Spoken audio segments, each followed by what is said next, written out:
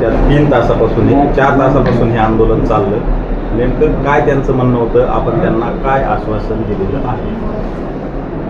परवा दिवशी संध्याकाळी पोस्टे आवारामध्ये श्री विठ्ठल खर्चन यांचा अचानक जमिनीवर पडून मृत्यू झालेला होता. सदर त्यांना हा जो काही मृत्यू झाला या प्रकरणामध्ये काही पोलीस अधिकारी कर्मचारी यांनी त्यांना त्रास दिल्यामुळे त्याचा परिणाम त्यांना ते जमिनीवर पडले बाहेर आवारामध्ये आणि त्यांचा मृत्यू झाला. त्याकरिता हे आंदोलन होतं. सदर आंदोलक तसंच मैताचे कुटुंबीय यांच्याशी काल पण चर्चा केलेली होती. आजसुद्धा माननीय पोलीस अधीक्षक यांनी आश्वासन दिलं, त्यानुसार त्यांची चर्चा झाली. त्यानुसार आज सदर कुटुंबास सदर घटनेची चौकशी ही मी स्वतः ॲडिशनल SP अहिल्यानगर हे 7 दिवसात पूर्ण करतील व चौकशीच्या अनुषंगाने पुढील कायदेशीर कार्यवाही केली जाईल असं लेखी स्वरूपात देण्यात आलेलं आहे.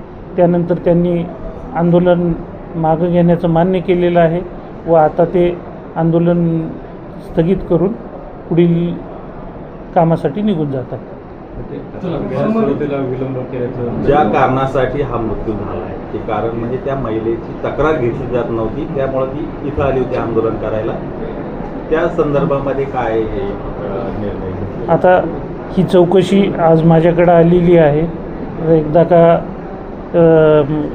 मैताच्या ज्या पुढच्या प्रक्रिया आहेत त्या प्रक्रिया पार पडल्यानंतर उद्यापासून याची चौकशी स्वतः करणार आहे. तर त्यांच्या जबाबामधून त्यांचे जे काही वेगवेगळे तक्रारी आहेत त्या लक्षात येतील आणि त्या तक्रारीच्या अनुषंगानं चौकशीमध्ये सखोल व पूर्ण रीतीने चौकशी केली जाईल.